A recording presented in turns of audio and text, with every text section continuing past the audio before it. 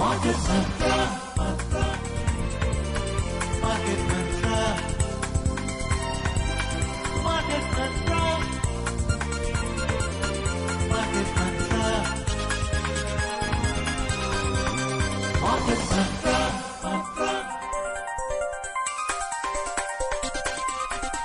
Market Mantra. Good evening and welcome to Market Mantra, the program in which we give you a complete update on the economic, business and stock market news of the day. I am Niharika Bhuvania with my co-anchor Manoj Pathak. नमस्कार, market मंत्र के ताजा अंक में आपका स्वागत है।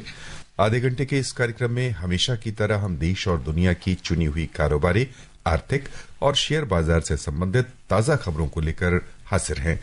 हमारे साथ खबरों पर चर्चा के लिए स्टूडियो में आज आमंत्रित हैं देश के वरिष्ठतम पत्रकारों में से एक ए.के. भट्टाचार्य। ए.के. नमस्कार, कार्यक्रम में आपका स्वागत है। नमस्कार, धन्यवाद। आइए शुरुआत करते हैं अंग्रेजी में हेडलाइंस से, जिसे लेकर मौजूद हैं Niharika Bhuwania. Let's quickly run you through the headlines first. Prime Minister Narendra Modi urges India's steel industry to aim for zero imports and net exports. Also inaugurates and lays foundation stone for several infrastructure projects worth over 13,480 crore rupees in Bihar. Benchmark domestic equity indices end 7-day winning rally. Sensex falls over 300 points. Nifty closes below 24,250. And global crude oil prices rise. Brent crude trades at $66.83 per barrel. प्रधानमंत्री नरेंद्र मोदी ने भारतीय इस्पात निर्माताओं से शून्य आयात और कुल निर्यात के लक्ष्य रखने का आह्वान किया।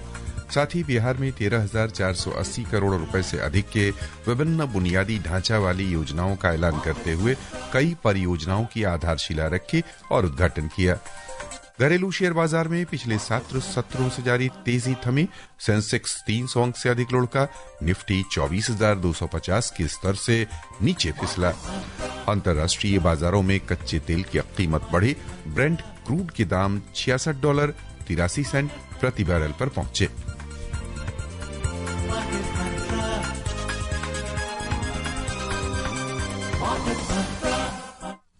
Well, it's now time we take a deeper look at the first story this evening. Prime Minister Narendra Modi today stated that India's steel industry is brimming with renewed confidence about its future. Speaking virtually at the inauguration of the India Steel 6th International Exhibition and Conference being held in Mumbai, Mr. Modi highlighted the ambitious goals set under the National Steel Policy, which aims to increase the country's steel production to 300 million tons by 2030. Prime Minister further noted that per capita steel consumption is projected to rise from 98 kg to 160 kg by 2030, driven by the transformative PM Gati Shakti National Master Plan. He stressed the need for a goal of zero imports and a focus on net exports.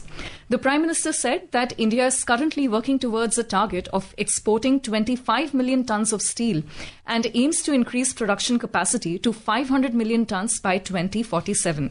He also emphasized collaborating in manufacturing, R&D and technology upgrades to create more job opportunities for the country's youth. इससे पहले प्रधानमंत्री नरेंद्र मोदी ने राष्ट्रीय पंचायत राज दिवस के अवसर पर बिहार के मधुबनी से 13,480 करोड़ रुपए से अधिक की कई विकास परियोजनाओं का शुभारंभ किया और अनेक योजनाओं की आधारशिला रखी।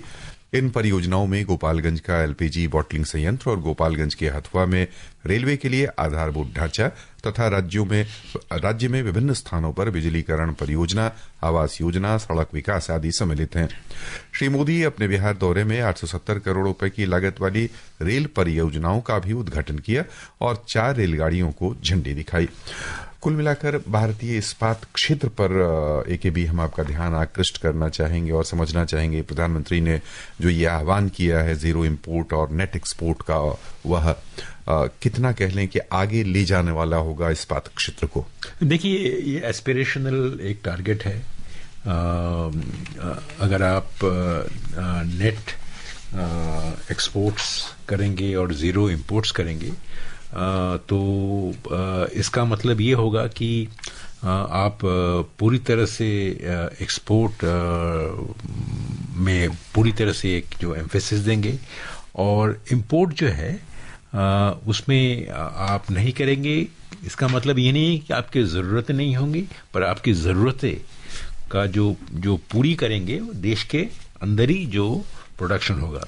और उसके लिए बहुत ज़रूरी ये है कि हमारी जो डोमेस्टिक स्टील मैन्युफैक्चरिंग कैपेसिटी है और कैपेबिलिटी है, दोनों को ही हमें आगे बढ़ाना होगा।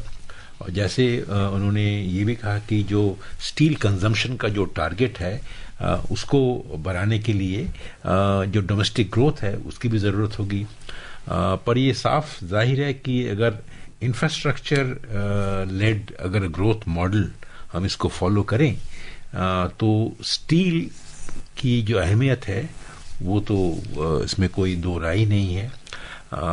पर वो किस तरह से अगर हम ज़ीरो इंपोर्ट करें, उसके पहले हमें डोमेस्टिक कैपेबिलिटी को भी ऊपर काफ़ी जोर देना पड़ेगा।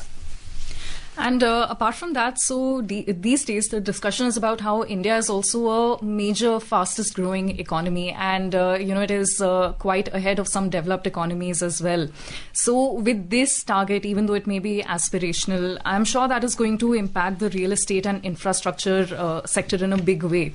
So how are those sectors likely to contribute to India retaining its position, or maybe even taking it further as a global economy?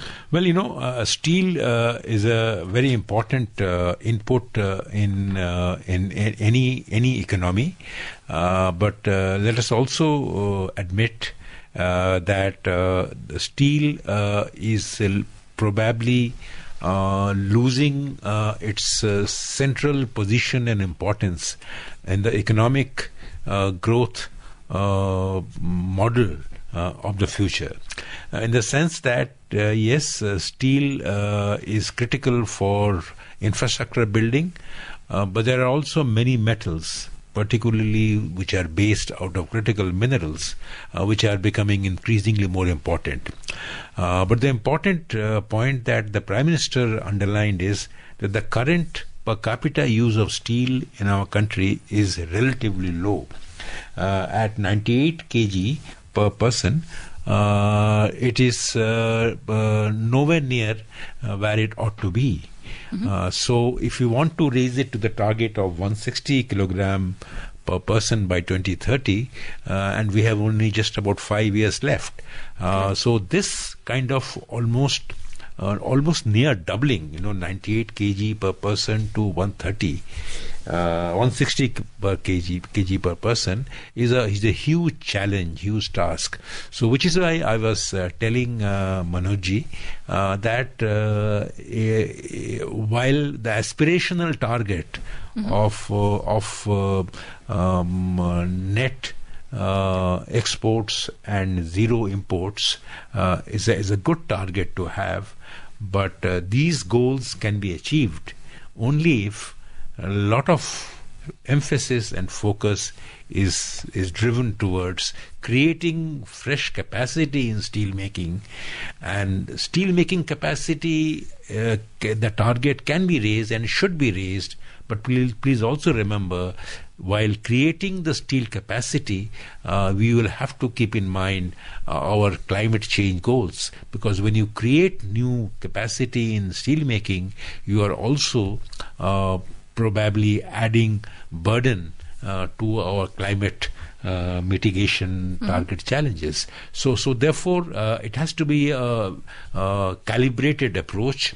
Yes, we need to increase our per capita consumption of steel, because at that stage of our economic development, but at the same time, we have to make sure that we export a lot more, and we create enough domestic capacity to minimize the need for imports, and that domestic manufacturing capacity has to be more competitive, keeping in mind, of course, our climate mitigation commitments.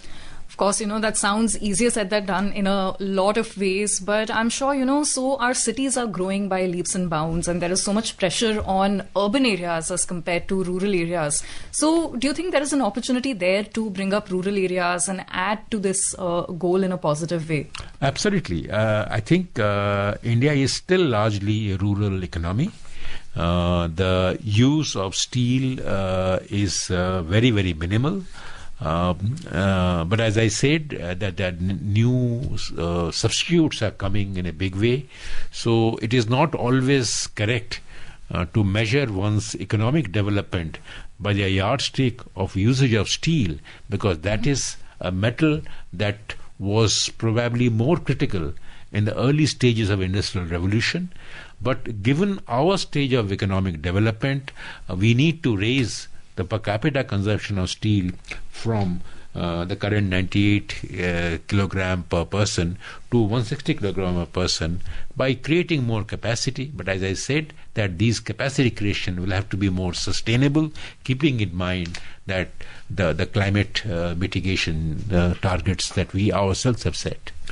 देखिए भी आपने चर्चा को बड़े रोचक मोड़ पे पहुंचा दिया है। यदि मैं ठीक से समझना चाहूं तो दो तीन बिंदु जो आपने उठाए हैं वो बड़े ही महत्वपूर्ण है। एक तो जलवायु परिवर्तन का मुद्दा और उस पर हमारी जो दायित्व हैं, हमारी जिम्मेदारियां हैं, और दूसरा कि स्टील ही वह कारक, वह फैक्टर अब नहीं रहा जो विकास का पैमाना, या कह लें कि उभरती हुई जो दुनिया बन रही है उसमें सबसे महत्वपूर्ण पक्ष बनकर रह गया। इसे थोड़ा और हम विस्तार में समझना चाहेंगे और विभिन्न धातु जो आने वाले दिनों में निर्णायक भूमिका निभाएंगे वह क्या है और किस रूप में ये निभा रहे हैं। आपने एक सही सवाल किया है, क्योंकि जो हमारी जो विश्व की जो प्रगति जो आ रही है अगले दशकों में, हम ये देख रहे हैं कि किस तरह से जो क्रिटिकल मिनरल्स हैं, जो जिससे कि आप मेटल्स का जो नए मेटल धातुओं की जो उत्पत्ति होती है, उसका जैसे आप कहेंगे कि लिथियम, कोबाल्ट जी, ये सब चीजों का जो इस्तेमाल जो टेक्नोलॉजी और डेटा साइंस या टेलीकम्युनिकेशन रेवोल्यूशन में जो इनके काम आएंगी, अगर मान लीजिए हम इलेक्ट्रिक व्हीकल का रेवोल्यूशन हम लाना चाहते हैं, तो इलेक्ट्रिक व्हीकल का रेवोल्यूशन अगर लाएंगे, उसके साथ साथ हमें ये भी देखना पड़ेगा कि किस तरह से हम ऐसी बैटरी का उत्पादन हमारे देश में ही कर सकें जिससे कि हमें आयात के ऊपर निर्भरशील ना हुए। और उस आयात के निर्भरशीलता को घटाने के लिए हमें ये देखना पड़ेगा हम किस तरह से लिथियम या कोबाल्ट, जिससे कि डोमेस्टिक देश में भी उनका जो हमारे पास जो खान जो है उनको डेवलप करना पड़ेगा, और उसके साथ साथ हमें वैसे देशों के साथ जैसे चिली है, चिली में विश्व में सबसे ज्यादा लिथियम और कोबाल्ट की जो उनकी रिजर्व्स हैं, हम भारत सरकार ने चिली के साथ एक पैक्ट का एक ऐलान भी किया है पिछले दिनों में, जिससे कि ये हो गया कि हमारा जो वो जो धातुओं को हम उसको हमारी देश की जो टेक्नोलॉजिकल प्रगति में वो काम आएगी। तो स्टील जो है, इस्पात बहुत जरूरी है, पर इस्पात के साथ साथ हमें जिस तरह से हमारी देश की आर्थिक प्रगति बढ़ रही है, हमें और भी धातुओं का प्रयोग किस तरह से हम बढ़ा सकें, उसमें भी हमें काफी ध्यान देना होगा। And now let's take a look at the next story this evening. The government has taken a series of transformative policy measures aimed at promoting underground coal mining. The Union Coal Ministry stated that the decision addresses the traditional challenges of high capital investment and longer gestation periods, and reaffirms the government's resolve to modernize the coal ecosystem while aligning with the broader vision of sustainable development. The initiatives include a reduction in the floor revenue share from 4 to 2% and a complete waiver of the mandatory upfront payment required for underground mining ventures. These measures primarily focus on promoting sustainable development, unlocking untapped potential, and contributing to energy security and self-reliant industrial growth. Well, we were talking about how, we need to balance every aspect of sustainable development, and there we have the story, right, That's right, on coal initiatives. आइए खबरों का सिलसिला आगे बढ़ाएं और चलें share बाजार की ओर। घरेलू शेयर बाजार में पिछले 7 सत्रों से जारी तेजी का सिलसिला आज थम गया और बिकवाली के दबाव में प्रमुख सूचकांक 0.3% से अधिक घाटे के साथ बंद हुए। रियल्टी, एफएमसीजी सेक्टर में बिकवाली अधिक रही। अंतर्राष्ट्रीय बाजारों से भी मिलाजुला संकेत आया, जिसका निवेशकों पर असर देखने को मिला। कारोबार के अंत में बॉम्बे स्टॉक एक्सचेंज का सेंसेक्स 315 अंक यानी लगभग 0.4% घटकर 79,801 पर बंद हुआ। उधर नेशनल स्टॉक एक्सचेंज का निफ्टी 50 82 अंक यानी 0.34% नुकसान के साथ 24,247 दर्ज हुआ। विस्तारित बाजार की ओर चलें तो वहां प्रदर्शन अपेक्षाकृत थोड़ा बेहतर दिखा। बीएसई मिड कैप इंडेक्स में 0.1% की गिरावट हुई, जबकि स्मॉल कैप इंडेक्स बिना किसी उतार चढ़ाव के अपने पूर्व स्तर के आसपास बना रहा। Let's take a look at the detailed stocks in English now. The benchmark domestic equity indices ended over 0.3% down, snapping their 7-day winning streak in today's range-bound trading session amid weakness in realty and FMCG sectors and mixed global cues. The 30-share index at the Bombay Stock Exchange, Sensex, lost 315 points, almost 0.4% to close at 79,801. The National Stock Exchange, Nifty 50, slipped 82 points, or 0.34% to settle at 24,247. The broader market indices at the BSE ended marginally low. The mid-cap index declined over 0.1% and the small-cap index ended flat. In the Sensex index, 17 out of 30 companies registered a downward trend. In the top laggards, Hindustan Unilever slid 4%, Bharti Airtel slipped over 1.9% and ICICI Bank dropped over 1.5%. Among the top gainers, IndusInd Bank gained over 3.2%, Ultratech Cement rose over 1.7% and Tata Motors advanced more than 1.2%. In sectoral indices at the BSE, 17 out of 21 sectors logged losses. In the top laggards, realty fell almost 1.4%, FMCG dropped over 0.8% and tech lost almost 0.6%. Among the top gainers, commodities increased more than 0.6%, healthcare rose over 0.5% and metal advanced over 0.2%. The overall market breadth at the BSE was negative as shares of 2,015 companies declined, 1,920 advanced, and shares of 151 companies remained unchanged. At the National Stock Exchange, 42 companies hit their 52-week high, while 13 companies hit their 52-week low. नजर डालते हैं रुपए की स्थिति पर। अंतर banking विदेशी मुद्रा बाजार में $1 की तुलना में रुपया आज 16 पैसे मजबूत हुआ, 85.26 के स्तर पर बंद हुआ। उधर दुनिया की 6 अन्य प्रमुख मुद्राओं की तुलना में डॉलर की स्थिति दर्शाने वाला सूचकांक अंतर दिवसीय कारोबार में 99.33 पर कारोबार कर रहा था। एकेपी बाजार में आज की गतिविधि पर हम आपकी प्रतिक्रिया समझना चाहेंगे। लगातार 7 सत्रों से हमने तेजी देखी और आज थोड़ी सी नरमी रही। किन अर्थों में ले रहे कारोबार को आज के? देखिए, पहली बात तो यह है कि ये आज जो एक्सपायरी था, वीकली एक्सपायरी था, तो उसका भी एक इम्पैक्ट रहा होगा। दूसरी बात यह है कि प्रॉफिट बुकिंग 7 दिन के चढ़ने के बाद स्वाभाविक है। तीसरी बात कि FII जो हैं पिछले 7 दिनों में उन्होंने काफ़ी खरीदी मार्केट में। हालांकि डोमेस्टिक इंस्टीट्यूशन इन्वेस्टर्स बहुत 7 दिनों की जो में डोमेस्टिक इन्वेस्टर्स की जो रोल था वो कम हुआ था। FI ने काफ़ी किया। और जो अंतिम बात मैं जो कहूँगा वो जो Q4 जो रिजल्ट्स आने शुरू हो गए हैं, वो Q4 रिजल्ट्स में थोड़ी बहुत वीकनेस दिख रही है, पर्टिकुलरली FMCG कंपनीज में। उसमें डिमांड में थोड़ी बहुत नरमी आ रही है, उससे भी मार्केट में थोड़ा इम्पैक्ट रहा है। और एक जो मैं बात मैं कहूँगा कि जो कल जो US और चाइना की एक रेजोल्यूशन टैरिफ जो उनका वॉर चल रहा है उसमें एक रेजोल्यूशन होने की बात हो रही थी, उसमें शायद मार्केट को ये असेसमेंट हो रहा है कि वो शायद ज़्यादा देर नहीं चलेगी और जो रेजोल्यूशन होने की बात उम्मीद की गई थी वो शायद उम्मीद ही रहे, उसमें कोई रियलिटी नहीं है उसमें।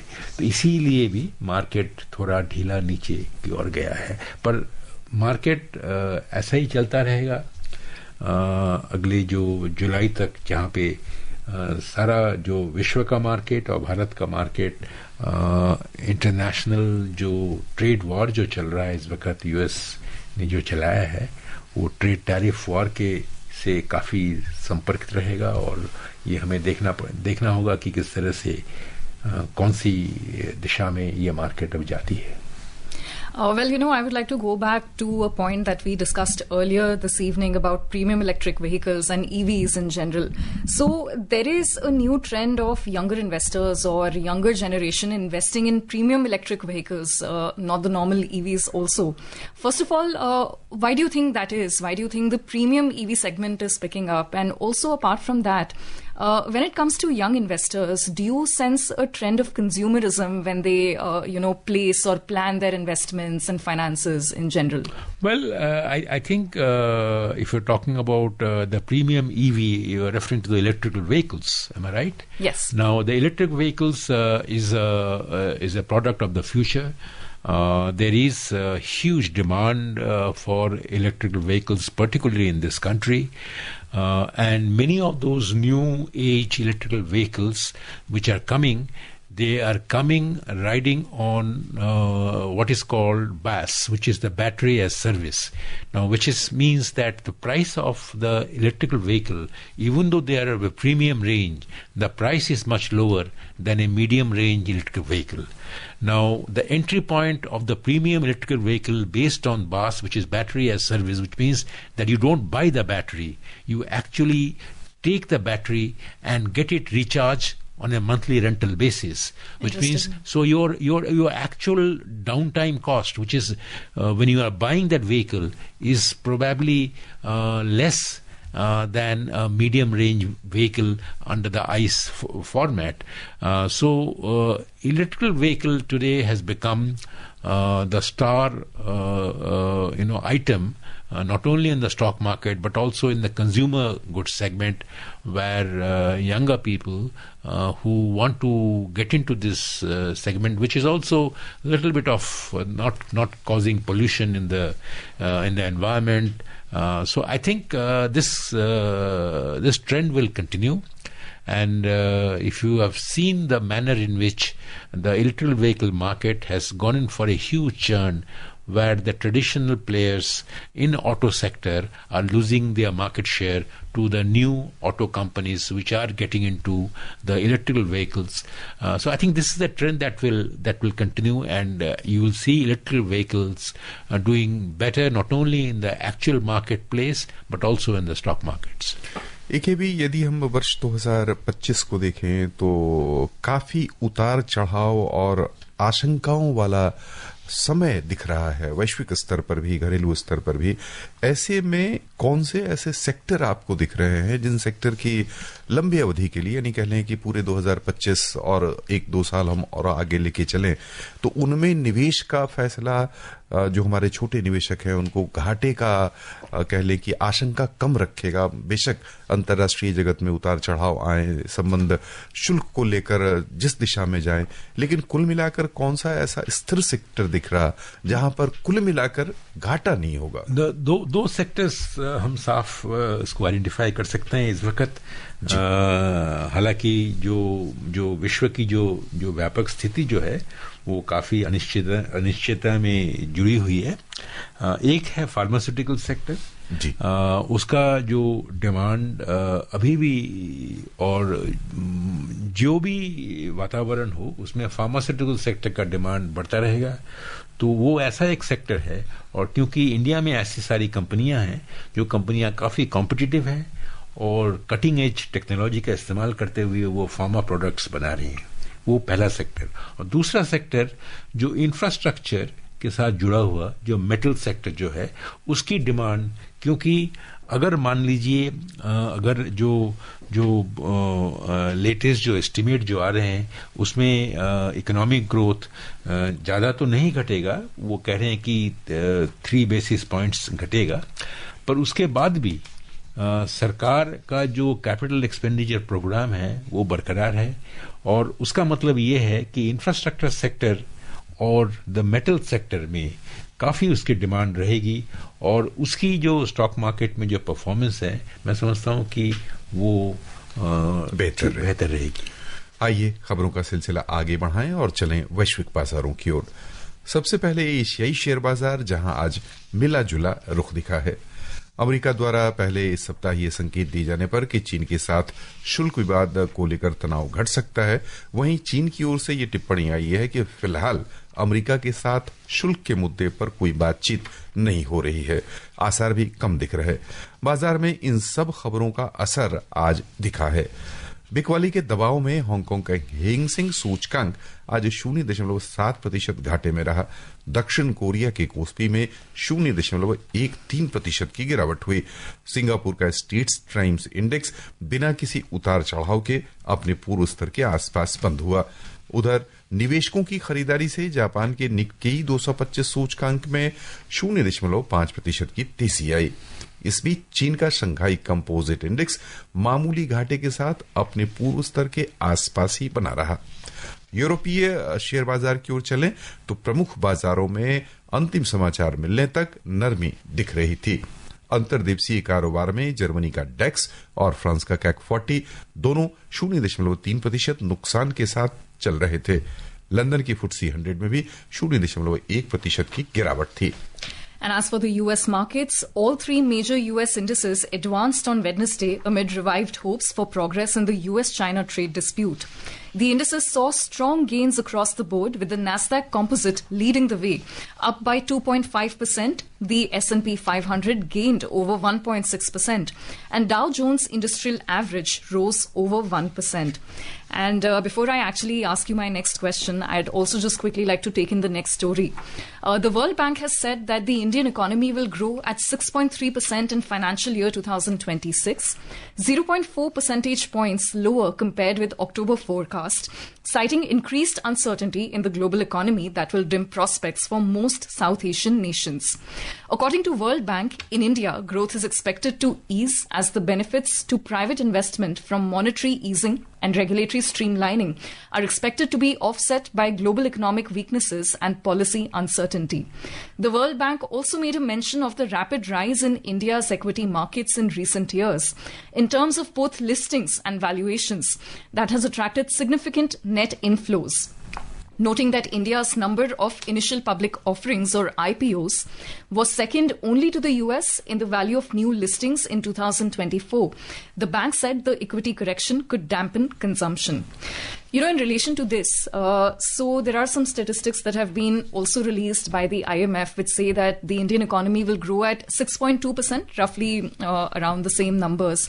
But that is still better as compared to some developed economies which are set to grow at either 4% or 2%, around those numbers. So what are some macroeconomic factors that India has to its advantage? And, you know, it still remains one of the fastest growing economies. Well, I think you have a huge market. We have a huge market, and we are less dependent on trade, as the trade to GDP share has been coming down. So as a result, whatever is happening globally on the trade front will probably have a relatively less impact on India's overall growth prospects, which is why India is forecast to see the smallest drop in its overall growth numbers from 6.5% to 6.3%. So I think that is the reason why India will continue to grow above 6%. But remember, India needs to grow much faster. Absolutely. And let's also quickly take a look at crude oil. Oil prices rose today, recovering from losses suffered earlier in the session, as investors weighed a potential OPEC plus output increase against conflicting tariff signals. WTI crude was trading over 1.2%, up at $63.06 per barrel when reports last came in. बस यहीं पर श्रोताओं की ओर से हम आपको बहुत-बहुत धन्यवाद देना चाहेंगे कि नमस्कार. And with that, it's a wrap on today's Market Mantra. Before we close, a reminder of the headlines. Prime Minister Narendra Modi urges India's steel industry to aim for zero imports and net exports, also inaugurates and lays foundation stone for several infrastructure projects worth over 13,480 crore rupees in Bihar. Benchmark domestic equity indices end 7-day winning rally. Sensex falls over 300 points. Nifty closes below 24,250. And global crude oil prices rise. Brent crude trades at $66.83 per barrel. And with that, it's a wrap on this edition of Market Mantra. For now, goodbye.